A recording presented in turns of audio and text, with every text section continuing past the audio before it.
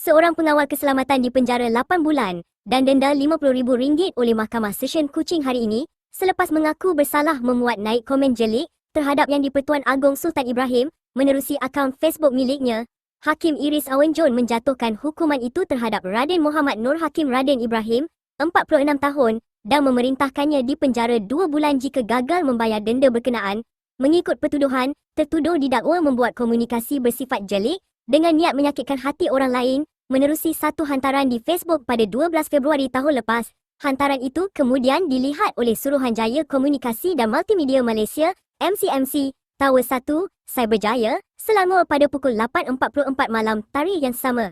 Dia didakwa mengikut Seksyen 233-1-A Akta Komunikasi dan Multimedia 1998 yang memperuntukkan denda maksimum RM500,000 atau penjara hingga 2 tahun atau kedua-dua sekali.